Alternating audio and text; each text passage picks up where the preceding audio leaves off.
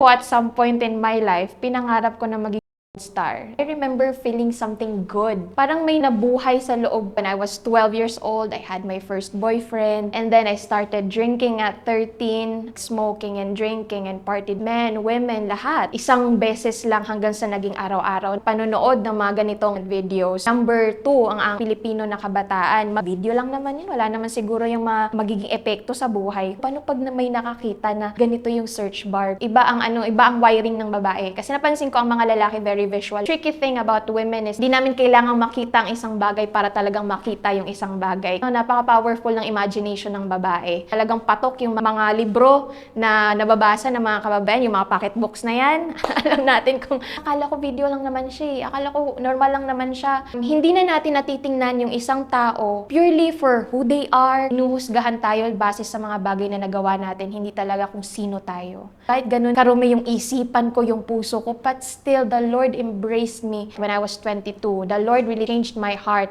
And siguro hindi ka na natitempt. And I wanna tell you right now, no, temptation is always there. Pero ang temptation... Ang paghahanap ng aming mga guest at pagbabahagi ng kanilang kwento ay nangangailangan ng maraming oras. Pero sa tulong nyo, makakadiscover kami ng mga iba't iba pang mga istorya ng ordinaryong Pilipino. Para sa mas magandang community experience, pwede kayo makipag-usap at magtanong ng kahit ano sa aming mga naging guests at manatiling anonymous sa Discord. I-click nyo lamang ang join button para maging isang exclusive member. Maraming salamat!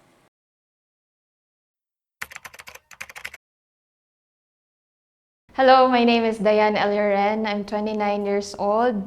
Ako po ay taga Valenzuela City at narito po ako para ibahagi kung paano ko napagtagumpayan ang pornography at sexual immorality or sexual sin sa aking buhay.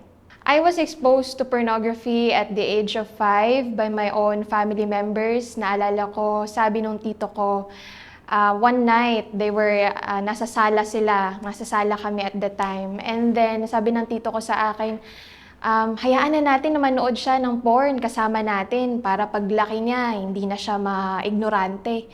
And so, I had that kind of upbringing. I did not belong to a Christian home. Walang kahit anong involvement in the church whatsoever, Christian values, or walang kahit anong idea kung paano talaga na ano ang disenyo ng Panginoon sa aking sexuality. I didn't have that kind of background growing up. And so, nung ako ay lumaki, I remember when I was 12 years old, I had my first boyfriend. And, by the way, before that, as I was growing up, since I had this exposure to pornography already, it came to a point, I remember when I was in elementary, siguro hindi ko ma-pinpoint kung anong certain na edad, pero alam ko ano pa talaga ako noon, batang-bata pa ako noon, na pinangarap ko at some point in my life, pinangarap ko na maging bold star. And talagang sinabi ko siya out loud. And so yeah, ganun yung kind of mindset growing up. Looking back, siguro nung bata ako, I can only remember yung certain, yung words ng tito ko na yon. But I don't exactly remember the feeling, though parang kasi there were also other times pa na I was exposed to pornography din. That was just the first time, but there were also other times na na-expose ako sa pornography kasama naman yung mga pinsan ko. And I remember feeling something good.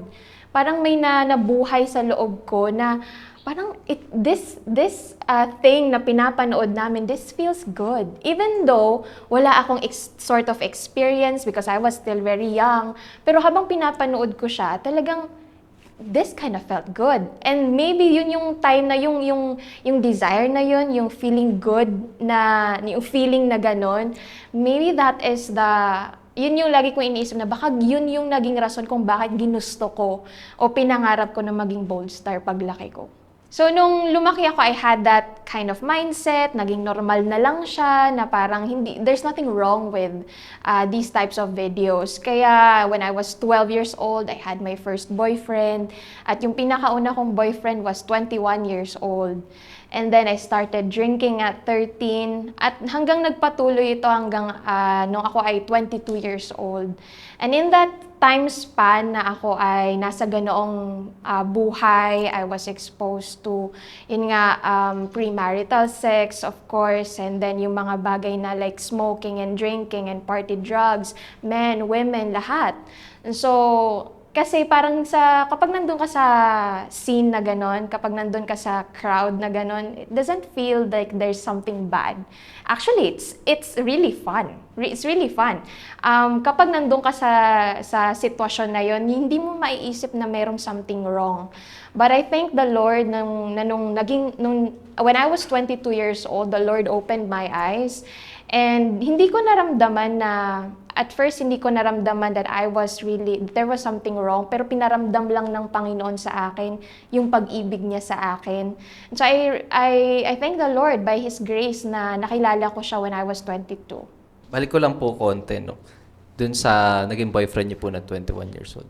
Aware naman po ba kayo noong time na yun na above the legal age siya and ako underage? No, nung time na yun, when I was 12 years old, walang sort of any awareness that I was doing something wrong. Lalo't lalo na kasi yung mga kasama ko, it was very normal and because siguro dahil sa ganong mga age, sa ganong edad talaga, your love is, ang ibig sabihin ng love is all about physical attraction and what feels good, right? So, it's all about feelings na parang pag nakita mo siya, tumitibok yung dibdib mo, talagang kinikilig ka, pero hindi mo alam, di ba, na hindi naman lahat ng may kilig ay talagang may love, di ba? Hindi naman lahat ng nagpapakilig saan, kahit kung ihi nga tayo, kinikilig nga tayo, di ba? So, parang hindi mo alam yon at that age. You're just driven by what you see and what you feel, and that's it. So, nung time na yun, wala talagang any sort of hesitation kasi yun naman yung norm. Dati po ba na-mention niyo po, di ba, nag-i-smoke po kayo, ganyan, or clubbing, ganun, or umiinom, yan. Araw-araw niyo po ba ginagawa yun dati, kasama yung boyfriend niyo, ganun, or hindi naman po? Nag-progress siya. So, nung 12 years old ako, dun yung unang boyfriend, and then hanggang sa naging 13, hanggang sa, of course, that relationship ended na after 6 months it ended, and then 13 years old hanggang sa naging more into the crowd, magbarkada. Noong una lang siya, patikim-tikim lang, isang shot lang or isang stick lang ng sigarilyo, hanggang sa naging nag-progress na siya na hanggang sa I remember I had this incident na I took a party drug. May nagbigay sa akin na kaibigan ko na ng isang drink na merong party drug. Alam ko namang merong party drug sa loob. And then, I remember waking up the next day. Inuwi pala nila ako ng 5 or 6 a.m. And then, nagising ako around 12 noon the next day. And then, natulog ako ulit. I woke up the next day na 1:00 ng hapon. So I do not know kung sino yung wala akong kahit anong remembrance kung anong nangyari sa akin during that time. Pero it was really scary, but it was really scary kasi parang nung nagising ako, wala akong any memory kung anong nangyari sa akin, sinong nagdala sa akin. And I was asleep in that entire 2 days. Just asleep. Hindi ko nga maramdaman kung anong nangyari sa akin during that time, kung talagang tulog ba talaga ako. So isa yun sa mga moments na nagpagising talaga sa akin kung gaano ka dangerous itong mga bagay na ito. And like I said, it was a progression na nangyari na nagsimula doon sa isang beses lang hanggang sa naging araw-araw na siya. Nung una, every Friday, Saturday lang hanggang sa naging araw-araw na siya naging part na siya ng bond namin bilang mga magbabarkada. Ano po yun? Sa club po ba kayo nagpupunta? Ganon? Mga bars po? Ganon? Iba-iba. May mga sa probinsya kasi, I was surprised na mas rampant pala ito sa province apparently. Like, sa mga province. Hindi ko na lang i-mention kasi parang malalaki pala yung crowd. Kasi kapag dito sa Metro Manila, I think mas mahirap kasi mas mahal.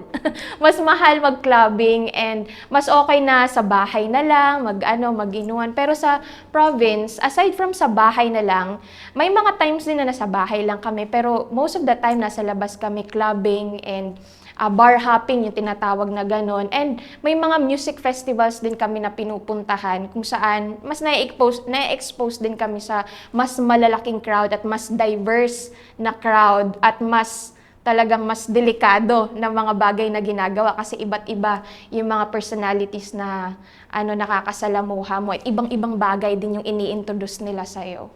So yun yung kind of environment. Ano lang po, no, curious lang po kasi hindi po ba kayo parang hinahanapan ng ID, ganun? Wala naman. Yun din yung, that's the thing din hindi ko alam kung ginagawa din siya dito sa Metro Manila. Pero back in my province, talagang walang kahit anong sort of IDs na hinihingi ng mga bouncer, ganun. Lalo kapag bibili ka ng mga liquors, or di kaya yung mga sigarilyo, wala din talagang mga hinihining ganun. Tingin niyo po ba dahil sa ganun yung parang lack of restriction, parang mas lalo pong, alam niyo po yung pina-elevate yung ganitong klaseng lifestyle po niya? Ay, oo, of course. Mas lalong naging open ng mga kabataan, lalong-lalo na sa mga bagay na ganito like drinking and smoking and even weed and yung mga party drugs na ganito kasi parang normalized na din talaga siya. And I remember there's a part in our city kung saan lahat ng mga kabataan nandoon lang talaga pinaparada. Nagpaparada ng mga sasakyan nila, mga motor nila, lahat doon nagfa-flock. Lahat alam na merong weed doon, na merong mga inuman doon, may mga pero walang kahit anong ginagawa because that's part of the culture ng syudad o ng ginagawa na matagal na siyang ginagawa. So inaccept na rin talaga ng society. Tingin niyo po ano po yung nagiging effect nito sa mga kabataan po? Ay, malaki ang effect nito sa kabataan. This is something that we can no longer shy away from. Hindi na natin siya kailangan na i-deny. Or hindi na natin siya kailangan na maging tabu pa. Kasi apparently, I even read an article one time na nagsabi na ang mga kabataan na ngayon, we are second worldwide in the number of Gen Zs who are watching some adult entertainment videos. And hindi ako magiging surprised na hindi lang sa panonood ng mga ganitong adult entertainment videos, number 2 ang Pilipino na kabataan, maging sa mga ibang vices like smoking and drinking as well kasi talagang hand in hand yung mga bagay na ito. And malaki ang epekto nito because we look at them as the hope of the next they're the next generation. And we have a lot of marami tayong talagang hope para sa kanila. But the enemy is trying to steal them away from the dreams and yung pangarap natin para sa mga kabataan. And that is why kailangan talaga natin siyang pag-usapan. Kailangan natin siya talaga na i-open, put it into the light so that mapag-usapan, malaman natin kasi most especially for example sa simbahan, hindi siya yung lagi nating naririnig. All we hear in the church is just no. Wag mo lang gawin. Pero bakit? Bakit natin hindi pwedeng gawin yung mga bagay na ito? Kailangan natin siyang i-explain sa mga kabataan ano yung nagagawa ng mga bagay na ito sa kanilang mga buhay, lalong-lalo na sa kanilang mental health. Yung mga bagay na anong nagagawa nito, anong implications nito, ano yung mga consequences na maaring mangyari sa kanila when they engage in things like this. And marami talaga there are so many consequences na nangyayari when it comes to kapag tayo ay engage or expose sa mga bagay na ito. Let's look at broken families. Let's look at mental health trauma, physical abuse, and STDs, and all of these things na kapag ginagawa natin yung isang bagay na hindi na ayon sa disenyo ng Panginoon sa buhay natin, doon natin nakikita yung mga epekto, mga bad effects ng ating mga buhay if we're not in the will of the Lord, when we're not living according to what God tells us to, or how we should use our bodies, kapag hindi natin in-honor ang mga katawan natin the way that we honor the Lord, doon natin nakikita yung mga epekto, doon natin nakikita, lalong-lalo na, hindi lang siya nakaka-apekto sa atin, hindi lang nakaka-apekto sa mga kabataan, pero culturally and sa society natin, marami itong mga epekto, kagaya nga lang ng mga broken families, which is talagang masakit, no? Kasi lahat tayo, probably marami sa atin ay epekto or bunga ng pagkakaroon ng or bilang sa isang broken family. Balik po tayo dun sa usapang no, adult entertainment videos po. Dati po, nung kasagsagan po nung time na nanonood po kayo ng mga ganong bagay, mga gaano po kayo kadalas nun sa isang araw nanonood gano'n? Personally, nung nandun ako sa season na yun ng buhay ko, na dumating ako sa point na araw-araw ko na siyang ginagawa, na naging habitual na siya, na naging parte na siya ng ng ginagawa ko sa araw-araw. And I know it's different from other people as well, pero yun yung naging lakad ko nung nandun ako sa season ng buhay ko. Pero hindi siya I just also want to point out na hindi rin siya naging ganun all of a sudden. Nagsimula siya doon nga, right from the very time na na-expose ako, kasi I had that mindset na normal lang siya. Video lang naman yun, wala naman siguro yung magiging epekto sa buhay ko.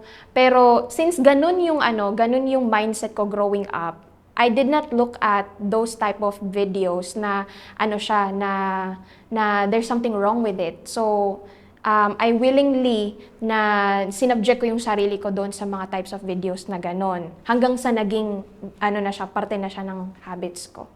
Nahuli na po ba kayo dati na, alam niyo po yung nanonood? Hindi pa naman. Hindi naman ako nahuli. Hindi naman ako nahuli ever. Pero, I remember one time na nakaramdam ako ng nakaramdam ako ng sort of hiya. Kasi may nag-mention na, anong laman ng, yung tawag doon yung sa mga search bar. Kasi kapag lalo na kapag laptop, tas shinare mo may ibang gumamit.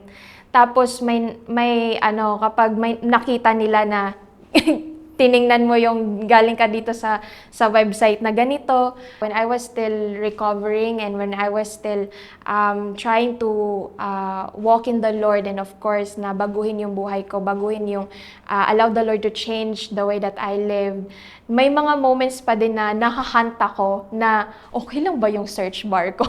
Okay lang ba yung history ko? Kasi alam mo na meron kang ginagawang mali.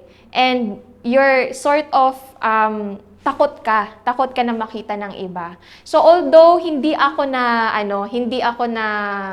nahuli, quote unquote, na nanonood on the act, sa akto na nanonood ng pornography, pero naramdaman ko yung takot na gano'n, naramdaman ko yung shame na gano'n na, paano pag may nakakita na ganito yung search bar ko, ganito yung history, ko.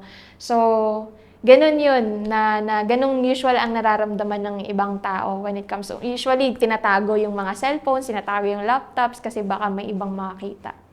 Ano pong ginagawa nyo at nararamdaman nyo po habang nanonood? May hinahabol po ba kayong feeling o parang talagang wala lang, parang nanonood lang o gano'n? Personally, it was just really pure lust. Lust lang talaga yung naramdaman ko. I just had that sexual urge. Kaya ako nanonood. But I also heard other stories na ginagawa nilang parang relaxation ang pornography. Hanggang sa may iba din na nagsasabi sa akin na hanggang nagiging na lang din siya, nagiging sort of a fun way or a bonding nila daw magjowa. Yun yung naging yun yung ibang experience naman na naririnig ko. Pero para sa akin personally, ang reason was yung pagkakaroon ng sexual urge. Kaya nag-turn ako to porn. Yan po. Naniniwala po ba kayo na sa mga nagsasabi na yung parang mga lalaki lang po yung mahilig sa ganyang bagay? Naniniwala po ba kayo? Of course not. I do not believe in that because porn at the end of the day is not a man's issue. It's a human issue. Talagang issues siya ng puso talaga natin, kung ano yung laman ng puso natin. And so, there's also the same statistics na nabasa ko, the same article na nabasa ko na pangalawa na ang Pilipinas pagdating sa mga kabataan na nanonood ng porn. Nabasa ko din in the same statistic that Filipino women ay number 1 na sa buong worldwide sa mga nanonood ng porn ngayon. And so, actually, 53% in 2022 ng kababaihan ang nanonood ng porn. That means, mas marami ng kababaihan ngayon ang nanonood ng porn kaysa sa mga kalalakihan. And hindi naman to paligsahan no? Hindi man siya paligsahan, pero at the end of the day, it shows us kung nasaan na tayo, the reality of this issue, kung gaano tayo kalalim dito sa kasalanan ganito. And dapat talaga siya that we bring things into the light. Ang importante talaga is that we look deep inside our hearts na hindi natin siya itag as panglalaki lang o pangbabae lang, pero talagang problema siya ng kultura talaga din natin. And ang babae kasi, you would be surprised na ang babae, iba ang wiring ng babae. Kasi napansin ko ang mga lalaki very visual beings. They are na-attract sila talaga, na do-drawn yung kanilang attention when they see something. Very visual ang mga lalaki. Pero the tricky thing about women is that we don't have to see anything to see it. Hindi namin kailangang makita ang isang bagay para talagang makita yung isang bagay. Kasi napaka-powerful ng imagination ng babae. That's why very, talagang patok yung mga libro na nababasa ng mga kababayan, yung mga pocket books na yan. Alam natin kung ang bakit talaga maraming na nagbabasa niyan. Kasi may mga parte doon sa pocket books na, of course, it makes you, napapaalala kung gaano ka-sweet ang pag-ibig, ganon. Pero may mga certain parts din sa mga pocketbooks na alam mong nai-imagine mo sa isipan mo. I also remember yung isang libro na 50 Shades of Grey, yung trilogy na gano'n na talagang nag-boom talaga siya sa mga kababaihan is because talagang hindi naman kailangan talaga makita ng babae para ma-imagine niya eh. Napaka-powerful ng imagination ng isang babae na kapag nabasa niya lang ay na-imagine na agad. And also, we are very emotional beings. Napaka-into ng mga babae sa kanilang mga emotions. That's why, when they don't feel appreciated, o di kaya may kulang sa kanila, and so we tend to turn into these adult entertainment videos na maaaring may kulang sa atin, o di kaya mayroon namang desire sa atin na yung longing to be with somebody, ganon. And so, in these moments, in these cases, ay unfortunately, nagiging resort natin yung mga ganitong videos. Bago po natin pag-usapan yung kung paano po nag-turn around yung buhay po ninyo, no? Ano po yung masasabi niyo pinaka-extreme na nagawa po ninyo during nung wild phase po ninyo? I think yung pinaka-extreme na nagawa ko during those times was engaging in one-night stand. I think yun yung parang time na nakalimutan ko na talaga kung sino ako. Nakalimutan ko na yung value ko bilang babae. Hindi nakalimutan, kinalimutan, pinili kong kalimutan para lang maka-experience. I remember also my best friend telling me at that time na, sige lang, try mo lang. Ano sabi niya?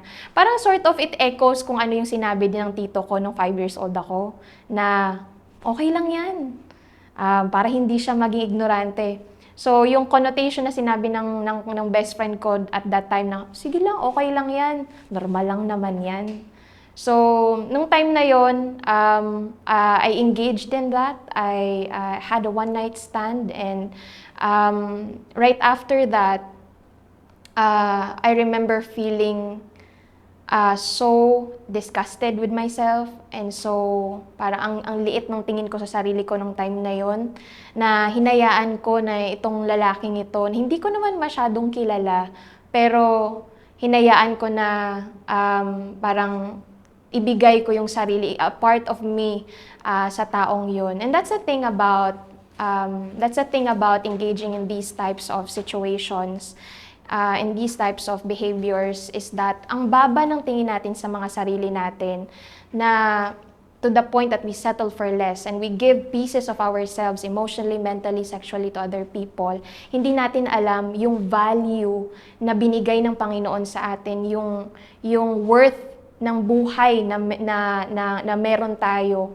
What Jesus took for Him to redeem us as His children. So, napaka-importante na bilang mga tao, bilang mga kababaihan, kahit mga lalaki din, you also have to look at kasi minsan, parang sinasabi natin na sa mga babae na remember your worth. Kaya kailangan mo alalahanin kung ano yung value mo. Pero sana din sa mga lalaki, even sa mga lalaki, maalala nyo din yung value ng katawan ninyo, yung value, yung halaga ninyo sa Panginoon.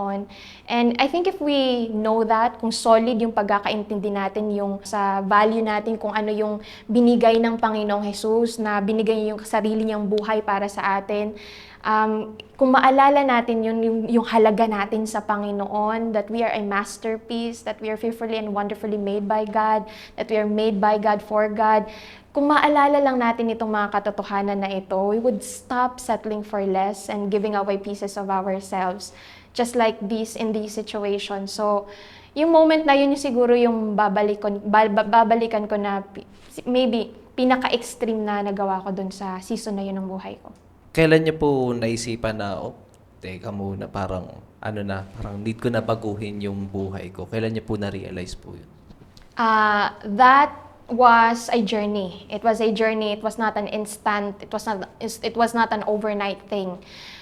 So, right from when I was 13 years old hanggang sa naging 22 years old ako, nung 22 ako, I encountered the Lord Jesus in a simple church service in Caloocan na talagang nag-strike sa puso ko. Alam kong kinausap ako ng Panginoon. I was in the right place at the right time. Narinig ko yung Panginoon and He spoke right into my situation and He allowed me to feel His love at that moment.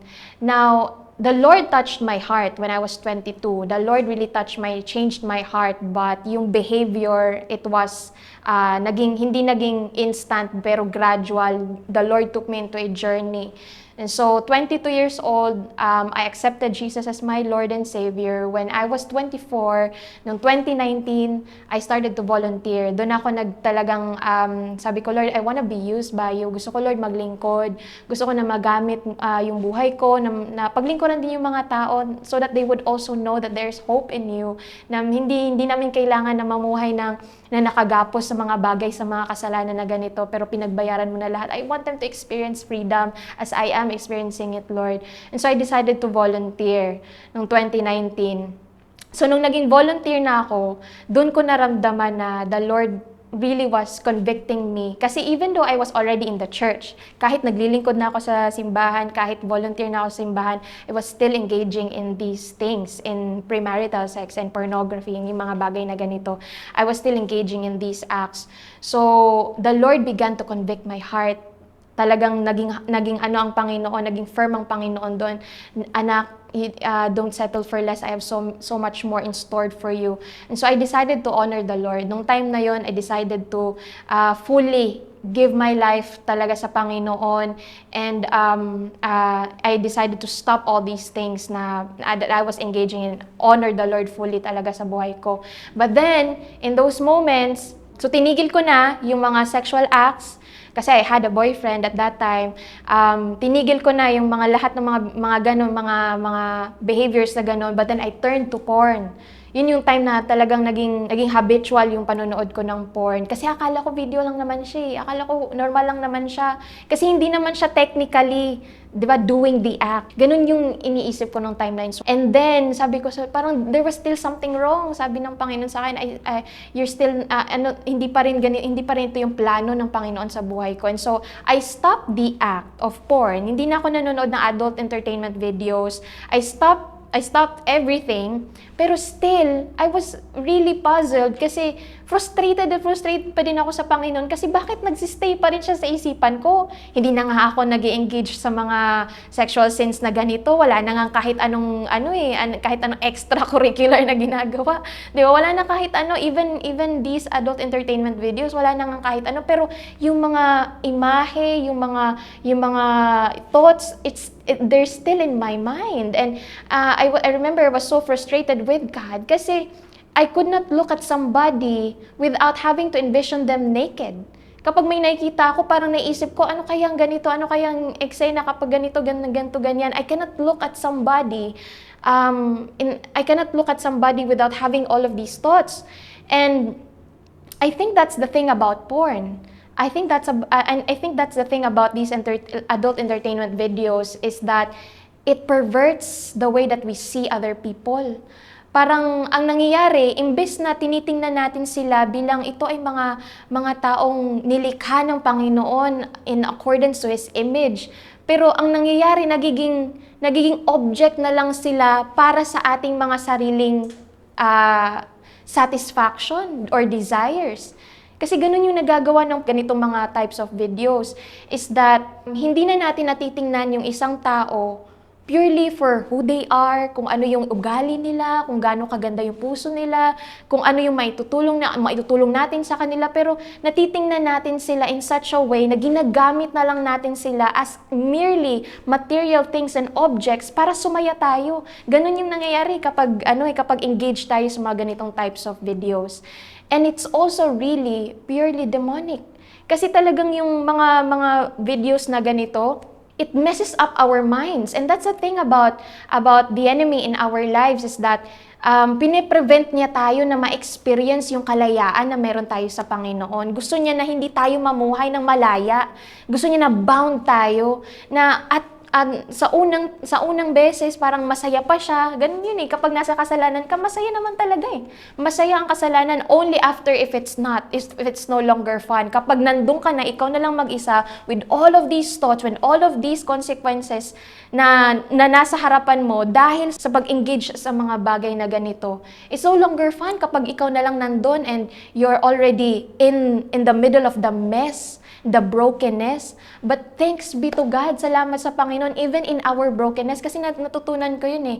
Kahit ganun karume yung past ko, kahit ganun yung karume yung isipan ko, yung puso ko, but still the Lord embraced me. Niyakap ako ng Panginoon sa karumihan ko.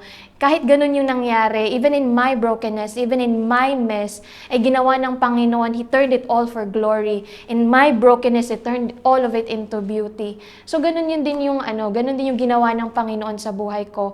So when I was in that season of my life, na tinigil ko lahat, but even nandun pa rin sa isipan ko yung I was still frustrated with God, kasi nananatili pa din yung mga mental images yung sa isipan ko. What made the difference is that I kept on pursuing Jesus. I kept on pursuing the Lord. Patuloy pa din ako na even if I was frustrated, but I was frustrated with God. Patuloy akong nag sa Panginoon, umiyak sa Panginoon na, Lord, I want to be set free. And I remember after having one of those nights ng pagbe-breakdown sa Panginoon, kasi gustong-gusto ko na talagang lumaya. Ayoko na magkaroon ng ganitong mga images sa isipan ko, Lord. The very next Sunday, remember, in one Sunday service, our pastor uttered the word deliverance. Sinabi niya yung salitang deliverance. And I remember telling myself, ano yun? Nakakain ba yun? Kasi hindi ko alam yung word the deliverance at first. Hindi ko alam kung anong ibig sabihin ng word the deliverance. So, in prayer, I began to ask the Lord, ano ba yung deliverance, Lord? What is it? Kailangan ko ba ng deliverance sa buhay ko? May kailangan ba mangyari sa buhay ko? And in prayer, sabi ng Panginoon sa akin, confess it. Sabi niya, confess it. And so, I remember at that point na yung sinabi niya yung mga salitang confess it, sabi ko, Lord, kanino?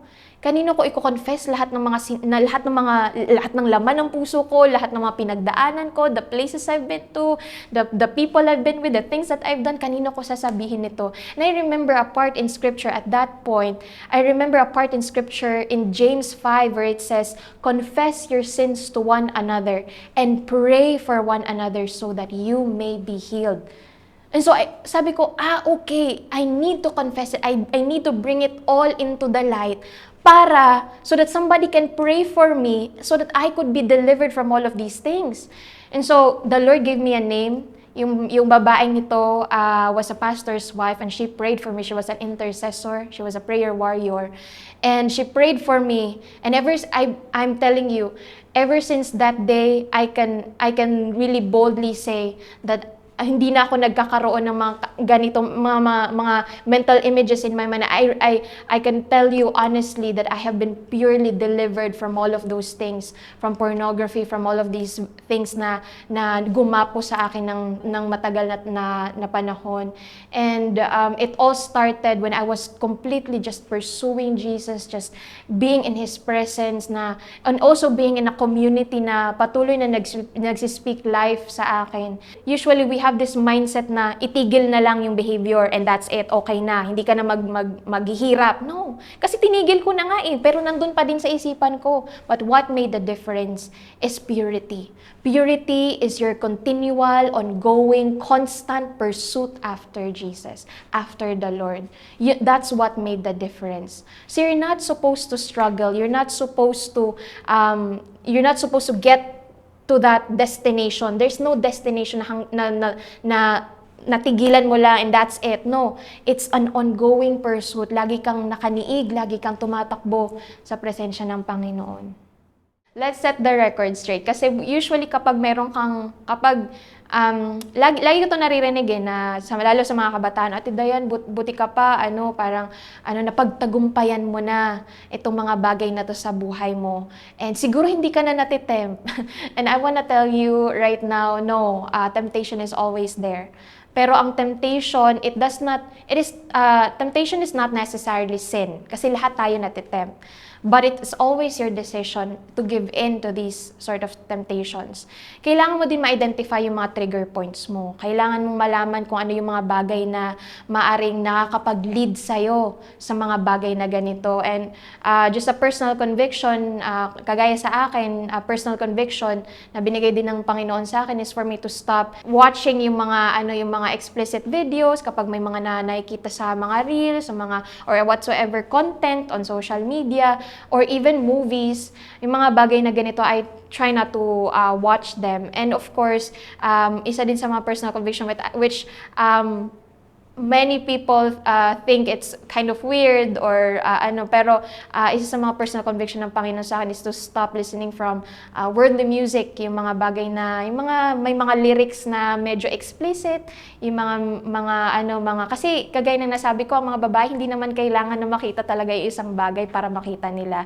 Kaya even yung mga lyrics naiisip din, and even yung mga lyrics nai-envision din namin. So yung mga bagay na ganito na mga trigger points natin, kailangan, you have to steward over the deliverance na binigay ng Panginoon sa iyo. Kailangan mo talagang alagaan yung testimony mo, protektahan yung testimony mo, so that you will no longer fall into these temptations anymore. And I remember in the Word of God, it says, flee from all sexual immorality. Takbuhan mo.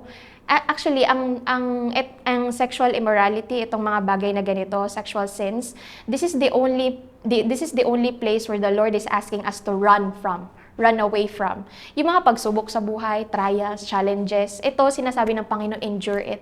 Yung mga bagay na tiisin mo yung mga bagay nito kasi the Lord is able to bring out glory out of these challenges and trials in our lives. But when it comes to temptation, when it comes to sexual sins, ang sinasabi ng Panginoon, takbo. Run as fast as you can. Kasi alam ng Panginoon, hindi talaga natin kaya itong mga sexual sins na ito. So, ang usual kasi natin, baliktad ang ginagawa natin minsan eh. Ang pagsubok, tinatakbuhan. Di ba? Ang pagsubok, tinatakbuhan. Pero ang temptation, tinitiis. Kaya ko yan, Ate Dayan. Kaya ko yan. Kaya ko yung mga videos na yan. Kaya kong panoorin lahat ng content. Kasi most of the time, we're so open-minded that our brains fall out. We think we can just, we can just ingest any content out there and would still be fine. No. Of course not. Hindi lahat ng mga content makakabuti sa atin. Even the Word of God also says, you have the right to do anything, but not everything is beneficial. Yung sabi ni Apostle Paul. Pwede mo naman talagang gawin lahat ng bagay. Kumain ka ng lupa, kumain ka ng burak, pwede mo kainin yan. You can do anything, but not everything is beneficial. Hindi lahat ng bagay nakakatulong sa atin. So, hindi lahat ng content nakakatulong sa atin. So, yun. Ang pagsubok, tiisin, talagang endure natin. We get through the storm. Pero ang pagdating sa kasalanan na sexual sin, pagdating sa mga temptasyon, takbo kapatid. Final message ko para sa'yo na nanonood. And you might be thinking that, Ate Dayan, it's too late for me. Paano pag nandun na ako? Paano pag, Ate Dayan, paano pag nasuko na ang bataan? And I know, I get that kind of... I empathize with you. Alam ko yung nararamdaman mo. And you might be thinking, Ate Dayan, paano pag nakita na nila yung video ko? Paano pag nakita nila yung picture ko at pinagpipiestahan na nila? Paano, Ate Dayan, if I'm just 15 and I'm already pregnant? Paano, Ate Dayan, kapag nangyari na yung adultery? Paano pag lulong na ako sa pornography? Paano pag nandun na ako na parang tingin ko wala nang pag-asa na makalaya ako dito sa mga gawain na ganito. And I just want to share with you, there's a story in John 8 where it says that there was a woman caught in the act of adultery. Na dinala siya ng mga Pariseo, dinala siya ng mga religious teachers in the town square. Pinresenta siya sa maraming mga tao. And since she was caught in the very act of adultery, siguro wala siyang saplot, no? Nakakahiya yung time na itong scene na ito. And I just want to tell you, kasi yung sinabi ng Panginoon doon sa babae, even if she was caught in the very act, tapos na, nangyari na, nandoon na siya sa sitwasyon na yon. Pero kahit yung mga tao hinuhusgahan na siya, kahit yung mga tao, kasi ganun yung mga tao no? Usually, hinuhusgahan tayo base sa mga bagay na nagawa natin, hindi talaga kung sino tayo. And I just want to remind you that even if the world judges you, even if other people judges you, condemns you, but the love of the Lord upholds you. I want to remind you na in that moment, nung nandoon na yung babae, at kaharap niya ang ating Panginoong Jesus, sabi ng Panginoon sa kanya, I do not condemn you. Neither do I do not condemn you. So go and sin no more. Go and sin no more. And I want to tell you that the reason na sinasabi ng Panginoon sa atin, go and sin no more, na tayo ay niyayakap ng Panginoon sa ating karumihan, pero niyayakap din tayo ng Panginoon para linisin tayo, so that we would go and sin no more, is God telling us that we can still be used by God. Pwede pa din nating lakaran. There is still a good future planned for you. Meron pa ding pangako ang Panginoon para sa iyo. And the only thing you need to do is just accept Jesus. The only thing you need to do is just open your heart. Open your heart, maging receptive lang ang ating mga puso kung ano yung nais ng Panginoon na gawin sa atin. Just be honest before the Lord, be open before Him, be humble before the Lord. Na Lord, ito yung mga bagay na ginagawa ko, and I'm not proud of it, but I believe that you can do, na meron kang plano sa buhay ko, and that you're able na ibangon ako sa aking pagkalugmok na ganito, sa aking karumihan, pwede mo akong linisin, and that you have a good future for me. And I believe that the best is still to come for those who are in Christ Jesus. Walang kasalanan ng malaki sa ating Panginoon. God's love is bigger than your sin. So, come to Jesus. Ilagay natin yung ating mga puso pag-asa sa ating Panginoon. There's so much more that the Lord wants to do in your life. You just have to open yourself up to Him and be open to His leading. Siguro ang masasabi ko din, practical tips para sa mga dumadaan sa mga ganitong sitwasyon ay plant yourself in a church. plant yourself in a church. Surround yourself with people na alam ang salita ng Panginoon and will speak life over you. At papaalalahanan ka na mayroon pang pag-asa sa katulad mo at sa katulad ko. Lahat tayo ay makasalanan pero salamat sa Panginoon na bumaba siya para sa atin so that we can all redeem from all our sins and we can have not just life here on earth but eternal life. So, yun lang. God bless you. Kung gusto nyo manood ng mga dokumentaryo galing sa mga interviews namin, huwag nyong kakalimutang i-check ang isa pa naming YouTube channel, Off the Record Beyond Borders. I-click nyo lang ang link sa description. Maraming salamat!